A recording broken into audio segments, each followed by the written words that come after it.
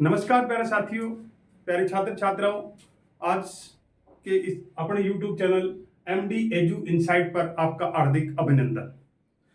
कल जो कि पहली क्लास लगी थी अपने YouTube चैनल पर, कक्षा 10 RBSE सिलेबस पर आधारित कक्षा 10 की गणित की पहली प्रश्नावली वास्तविक संख्याएं, उससे संबंधित जो चली थी क्लास, उसमें हमने वास्तविक संख्याओं के बारे में और अभाज्य गुणनखंड के बारे में, परिमेय अपरिमेय संख्याओं के बारे में और HCF और LCM के बारे में एक थोड़ा सा अध्ययन किया था। आज हम उसको आगे बढ़ाते हुए और इसी प्रश्नावली का दूसरा जो पार्ट है वो लेकर आए हैं। दूसरे पार्ट में आज हम शुरू करते हैं उदाहरण नंबर 3 से। और उदाहरण नंबर 3 क्या कह रहा है? उदाहरण नंबर 3 कह रहा है कि हमें 96 और 404 का HCF निकालना है। 96 और 404 का HCF, और वो भी किससे? अभाज्य गुणनखंड विधि से। अभाज्य गुणनखंड विधि से हमें निकालना है HCF। अभाज्य गुणनखंड विधि का मतलब ये 96 है, 96 जो है अगर हल करें तो हमें 96 का अभाज्य गुणनखंड क्या करना है। तो रफली आप करके देख सकते हो कि 96 का अभाज्य गुणनखंड आपको करना है तो इस तरह का डायग्राम बना के कर लेना, रफली कर लेना। 96 में 2 का भाग देंगे मतलब आधा कर देंगे, 48 हो जाएगा। फिर 2 का भाग देंगे तो इसका 24 हो जाएगा। फिर आधा करते जाएंगे, आधा करते जाएंगे, आधा करते जाएंगे और लास्ट में 3 बचेगा, 3 में तो ये हो जाएगा। इसका मतलब यह हो जाएगा 2 गुणा 2 गुणा 2 गुणा 2 गुणा 2 गुणा 3, ये हो जाएगा अपना 96 का। उसी प्रकार से हम निकाल लेंगे 404 का। 404 का करेंगे तो 2 का भाग फिर देंगे तो कितना आ जाएगा? 202, और फिर 2 का भाग देंगे तो 101, और 101 एक अभाज्य संख्या ऑलरेडी है, इसका मतलब उसमें 101 का ही भाग एक बार जाएगा। तो 404 का कितना हो जाएगा? ये हो जाएगा 2 गुणा 2 गुणा 101, ये बनता है अपने अभाज्य गुणनखंड इनके। अब हमें याद करना है HCF, और HCF याद करने के लिए हमें क्या करना होगा? HCF तो 96 व 404 का HCF। तो सबसे पहले HCF क्या था कि जितने भी अभाज्य गुणनखंड हैं दोनों संख्याओं के, उनमें उभयनिष्ठ जो गुणनखंड है उनमें से सबसे छोटी घात है उसका गुणा करना होता है। तो उभयनिष्ठ इसमें ये वाला उभयनिष्ठ है, दोनों में है, ये भी उभयनिष्ठ है और कोई उभयनिष्ठ गुणनखंड नहीं है। इसका मतलब 2 गुणा 2 दोनों में आ जाएगा, क्योंकि 2 एक बार इसमें जोड़ा बन रहा है, इसमें भी बन रहा है। 2 गुणा 2 इसका मतलब 4 आ जाएगा। तो इसका आंसर है वो 96 और 404 का HCF अभाज्य गुणनखंड विधि से हमने 4 निकाल लिया। तो ये तो था अपना उदाहरण नंबर 3। अब हम उदाहरण नंबर 4 की अगर बात करें तो उसमें 6, 72 और 120 के अभाज्य गुणनखंड विधि से HCF और LCM दोनों निकालने हैं। अब क्या करना है? उदाहरण नंबर 4, उदाहरण नंबर 4, उसमें हमें किसका निकालना पड़ेगा? संख्या कौन कौन सी है इसमें? अपने पास 6 है, 72 है और 120 है। 6, 72 और 120 का HCF और LCM दोनों निकालने और इसी अभाज्य गुणनखंड विधि से निकालना है। तो सबसे पहले अगर हल करें तो हमें 6 के अभाज्य गुणनखंड कितने मिलेंगे? 6 का 2 गुणा 3 हो जाता है, जैसे अपने अभाज्य गुणन करके देख लेते हैं। उसी प्रकार 72 के देखते हैं तो 72 में अगर 2 का भाग दे देते हैं तो 36 आता है, और 36 में फिर 2 का भाग दे देते हैं तो 18 आता है। 18 में 2 का भाग देते हैं तो 9 आता है। 9 में 2 का भाग नहीं जाता तो 3 का दे लेते हैं, 3 आता है, और 3 में 3 का देते हैं तो 1 आता है। 3 3 9, 9 2 18, 18 2 36, 36 2 72 होता है। फिर उसी प्रकार से 120 का करते हैं तो 2 का भाग देते हैं सबसे पहले तो आ जाता है 120 का आधा कितना होता है? 60। 60 में 2 का भाग देते हैं 30 आ जाता है। 30 में 2 का भाग दे 15 आता है। 15 में 3 का भाग देते हैं तो 5 आता है, और 5 में 5 का भाग ही जाएगा। तो ये हो गया इसका अभाज्य गुणनखंड। अब अभाज्य गुणनखंड है तो सबसे पहले हमें 6, 72 और 120 का HCF निकालना है। क्या निकालना? HCF। HCF में हमें क्या करना है? उभयनिष्ठ गुणनखंड को ढूंढना है। उभयनिष्ठ गुणनखंड का मतलब जो तीनों में हो, जो तीनों में हो, है तीनों में। 3 यहां भी है, यहां भी है और यहां भी है, ये तीनों में है। फिर उसके बाद में और इसमें कुछ नहीं है तो बाकी को नहीं लेना। तो इसका मतलब यहाँ पर 2 उभयनिष्ठ है, 3 उभयनिष्ठ है, इसका मतलब 6 आ जाएगा HCl। अब हमें लेना है 6, 72 और 120 का LCM निकालना है। तो इसका मतलब एक बार इसको हम मिटा कर देख लेते हैं, क्योंकि इसी को हम यूज करेंगे दोबारा, दूसरी LCM में भी इसको इस्तेमाल करेंगे। तो इसको अगर मिटा दिया जाए तो हमारे पास क्या करना है, अब हमें देखना है कि संबंधित जितने भी गुणनखंड है उसमें सबसे बड़ी घात को लेना है। तो 2 इसमें है, 2 इसमें भी है, लेकिन 1 2 3 बार है, इसमें 1 2 3 बार है, तो 3 बार दोनों में है, तो जो बड़ी घात वाला है उसको लेना है। तो इसमें बड़ी घात यानी कि इसको आप 2 गुणा 3 इसको तो ऐसे ही रखोगे, लेकिन इसको कर दें तो 2 की घात 3 होता है ना, और 3 की घात 2 होता है, और इसके अंदर देखें तो 2 की घात 3 होता है और 3 गुणा 5 होता है। तो इसमें बड़ी घात दोनों में एक जैसी आ रही है, तो इसका मतलब 2 की घात 3 ले लेते हैं।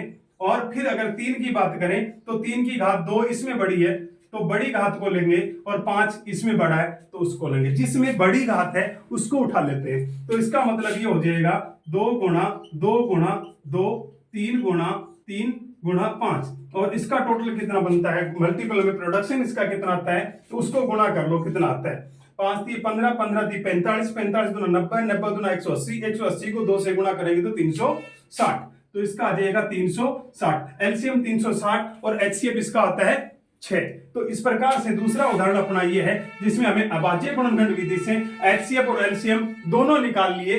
एक बार अभाज्य गुणनखंड किया, फिर HCF भी हमारे पास आ गया, जो छोटी सबसे घात होगी उभयनिष्ठ गुणनखंड होगी उसको ले लिया, और LCM में जो सबसे बड़ी घात है संबंधित सभी गुणनखंडों में उनको ले लिया और उनका मल्टीप्लिकेशन कर दिया तो 360 आता है। तो इस प्रकार से इसका HCF निकाला था, इसमें HCF और LCM दोनों निकाल दिए। तो ये इस प्रकार से ये 2 उदाहरण कंप्लीट होते हैं, और अब हमारी प्रवेश होता है प्रश्नावली नंबर 1.1 में। तो सबसे पहले इसका एक स्क्रीनशॉट ले लो ताकि आप नोटबुक में नोट कर सके और ढंग से इसका अध्ययन कर लो, क्योंकि छोटे क्वेश्चन आते हैं। इसलिए अब हम चलेंगे प्रश्नावली नंबर 1.1 में, और इसको कर देते हैं इरेज, इसको कर देते हैं इरेज।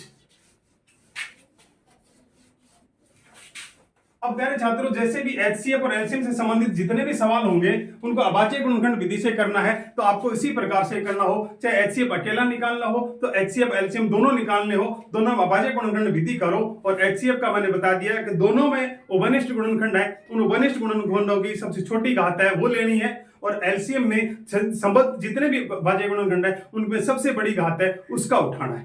अब उसके बाद में 1.1 अगर देखें, प्रश्नावली नंबर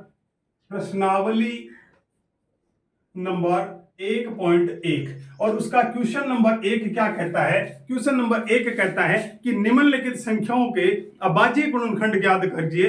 अभाज्य गुणनखंडों के गुणनफल के रूप में व्यक्त करना है, अभाज्य गुणनखंड के गुणनफलों के रूप में व्यक्त करना है। और उसमें पहला सवाल क्या है, इसमें अगर पहले सवाल की बात करें तो 140 के अभाज्य गुणनखंड करने, अभाज्य गुणनखंड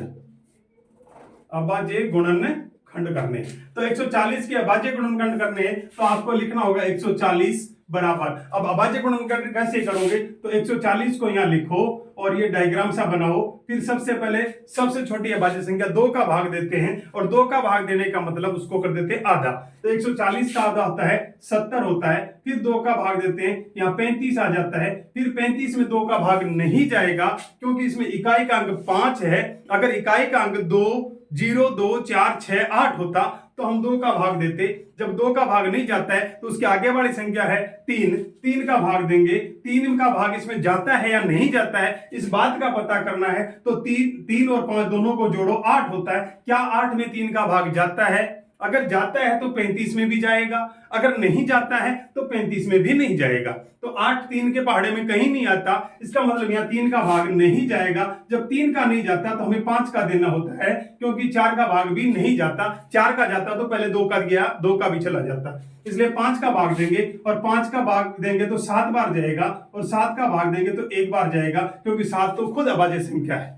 इसलिए इसका हो जाएगा 2 गुणा 5 गुणा 7। इसको आप ऐसे भी लिख सकते हो, 2 की पावर 1 और 2 लगा दो स्क्वायर में, गुणा 5 गुणा 7, तो ये हो जाता है 140 की अभाज्य गुणनखंड। और उसके बाद में यदि मैं और करूं तो 156 का करके देखते हैं। सेकंड क्वेश्चन इसके अंदर है 156। 156 के अभाज्य गुणनखंड करने, अभाज्य गुणनखंड। तो 156 के अभाज्य गुणनखंड करेंगे तो कैसे करेंगे, तो वही 156 बराबर सबसे पहले हम किसका भाग देंगे, 2 का भाग देंगे, और 2 का भाग देने पर आधा कर देते हैं। इस बात को आप सभी समझते हो, 2 का भाग देते हैं तो आधा कर देते हैं। तो 156 का आधा कितना होता है, तो कितना बताएंगे। अगर भाग आधा नहीं कर पाते, डायरेक्ट आधा नहीं कर पाते, तो भाग देके देख लो। 15 में 2 का भाग 7 बार जाता है, एक शेष बच जाता है, 6 यहां लिखते 16 होता है, और ये 8 दूनी 16 78 हो जाता है। ठीक है, फिर 2 का भाग देते हैं तो 78 का आधा कर देते हैं। 78 का आधा कितना होता है, 39 होता है, 39।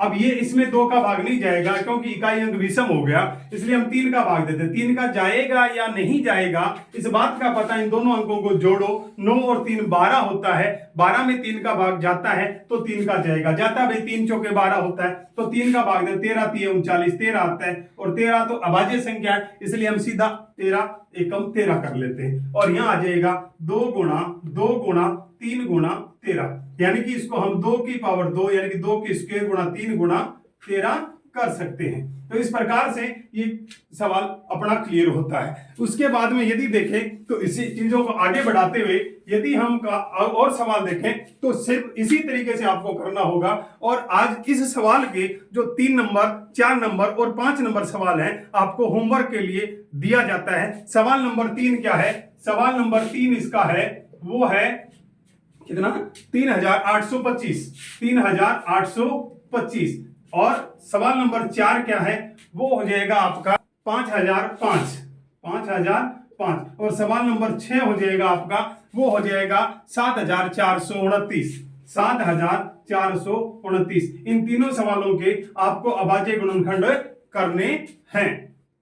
ठीक है, अब अगर बात करें इस सवाल की तो उसके बाद का जो सवाल आता है सेकंड नंबर, तो अभाज्य गुणनखंड विधि ये हो जाएगी, इससे अभाज्य गुणनखंड याद कर लेते हैं। इसका एक स्क्रीनशॉट ले लो और उसके बाद में इसको मिटा देते हैं और आगे की यूनिटें करते हैं, आगे का क्वेश्चन करके आते हैं। तो हम मिटा देते हैं इस सवाल को, इस स्क्रीन को।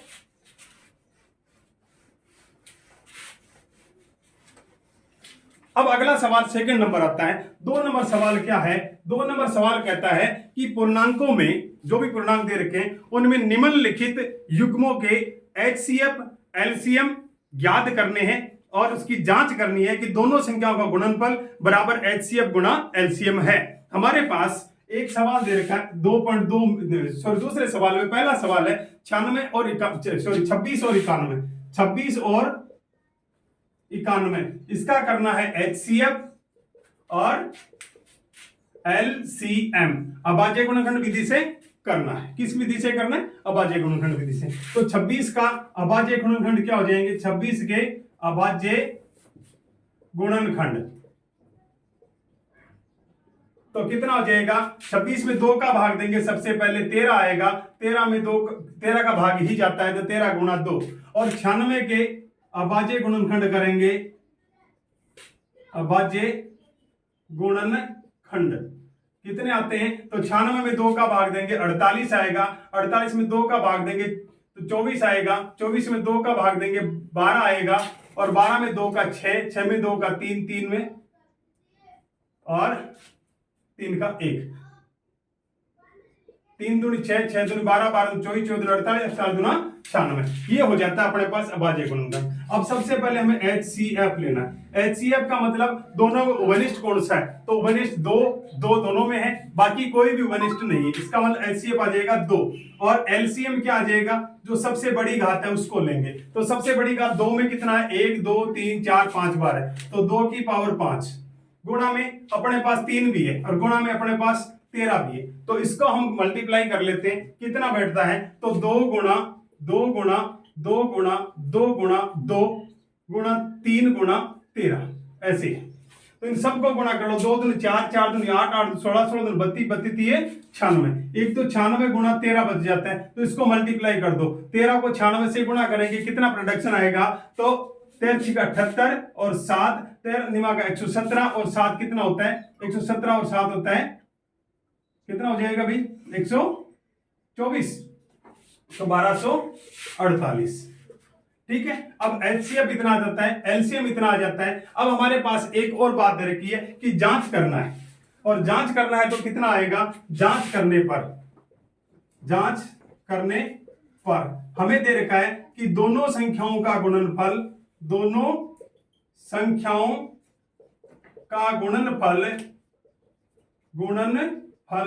बराबर HCF गुणा में LCM। तो दोनों संख्या कौन सी हैं, 26 और 96 बराबर HCF कितना है 2 और LCM कितना है 1248। तो सबसे पहले इन दोनों का गुणा करो, कितना आता है, 96 को 26 से गुणा कर दो, 6 6 36, 3 हासिल हो जाएगा, 9 6 54 और 3 57 हो जाएगा। पहले के नीचे क्रॉस कर दो, 6 दूनी 12 बच गया 1, 9 दूनी 18 और 1 19, कितना आता है 6 और 7 और 2 9, 9 और 5 14, 1 1 2, 24 96 आता है, 2496 आता है। और इसका गुणा करेंगे तो 8 दूनी 16, 4 दूनी 8 1 9, 2 दूनी 4 और 2 1 कम 2, दोनों तरफ बराबर आ रहे हैं। हमारी जांच के अनुसार ये सवाल एकदम से सही है। इस रफ कार्य को मैं यहाँ से हटा देता हूं, बाकी का आप स्क्रीनशॉट ले लो। ये सवाल इस प्रकार से करने हैं, इस पर आधारित जितने भी सवाल इसके अंदर आ रहे हैं वो सारे सवाल इसी विधि से करने होते हैं। इस प्रकार अपना सेकंड क्वेश्चन हो जाता है कंप्लीट। अब हम थर्ड क्वेश्चन पर चलेंगे, यानी कि सेकंड क्वेश्चन के जितने भी सवाल हैं इसी विधि से आपको करना है। ठीक है, ले लिया स्क्रीनशॉट। अब मैं इसको मिटा देता हूं। अब अपने बात करेंगे क्वेश्चन नंबर 3 की। क्वेश्चन नंबर 3 को कंप्लीट करते हैं। क्वेश्चन नंबर 3 क्या कह रहा है, 3 कह रहा है कि अभाज्य गुणनखंड विधि द्वारा निम्नलिखित पूर्णांकों के HCF और LCM ज्ञात करने। तो वही अभाज्य गुणनखंड विधि होगी और उसके बाद HCF और LCM जो यहां निकाले थे वैसे ही करने। क्वेश्चन नंबर 3, अभाज्य गुणनखंड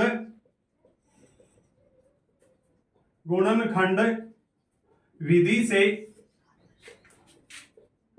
HCF और LCM ये निकालना है। और पहला इसके अंदर क्या है, पहला है अपने पास 12 15 और 21, 12 15 और 21। तो सबसे पहले 12 के अभाज्य गुणनखंड क्या होंगे, 12 में 2 का भाग देंगे 6 बार, 6 में 2 का देंगे 3 बार, 3 में 3 का देंगे 1 बार। उसके बाद 15 में 2 का भाग जाता ही नहीं है क्योंकि विषम संख्या है, इसलिए 3 का देंगे तो 5 बार, और 5 में 5 का 1 बार।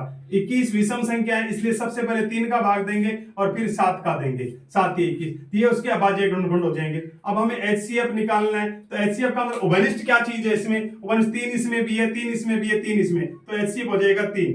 LCM ज्ञात करें तो सबसे बड़ी घात किसमें है, 2 इसमें 2 बार है तो 2 गुणा 2, 3 इसमें भी 1 बार, इसमें भी 1 बार, इसमें भी 1 बार, तो सब में 1 1 बार है तो ले लेते हैं। 5 इसमें है, सभी में नहीं है लेकिन एक में है, जिसका है उसका लेना होगा तो गुणा 5। 7 इसमें है, किसी में ना हो लेकिन जिसमें है उसका लेना पड़ेगा 7। अब इनको कर दो मल्टीप्लाई, 7 में 35 35 दिया कितना होता है 105, 105 और 105 को 2 बार कर दें तो 210, 210 को 2 से गुणा करेंगे तो 420, ये 420 इसका आंसर आ जाएगा। और इसका HCF 3 हो जाएगा, LCM 420 हो जाएगा। अब इस प्रकार से 3 संख्याएं दे रखी हैं तब भी वही बात है, 2 संख्याएं दे रखी हैं तब भी वही बात है, और ज्यादा दे दी तब भी आपको इसी प्रकार से करना होगा। तो ये तीसरा क्वेश्चन है, उसके 2 पार्ट और बचते हैं, सेकंड और थर्ड, इनको आप खुद करके देखना है। और अगर यदि दिक्कत आती है तो आप इस जो वीडियो है उसकी क्लास के कमेंट में जरूर लिख देना कि ये सवाल आपको प्रॉब्लम करता है, मैं इसका सॉल्यूशन आपको अलग से शॉर्ट वीडियो के माध्यम से दे दूंगा। और आज इस वीडियो में इस क्लास के अंदर इतना ही, क्लास बड़ी हो जाएगी इसलिए शॉर्ट में चलेंगे, आज इतना ही। तो प्यारे छात्रों, क्लास कैसी लगी अपनी राय जरूर देना, और अपने YouTube चैनल mdedu.insight पर विजिट करके क्लास देखो, और लाइक सब्सक्राइब और कमेंट करना मत भूलना। आपका लाइक सब्सक्राइब और कमेंट है वो क्लास को और आगे बढ़ाने में हमारी मदद करेगा। इसी के साथ जय हिंद, जय भारत।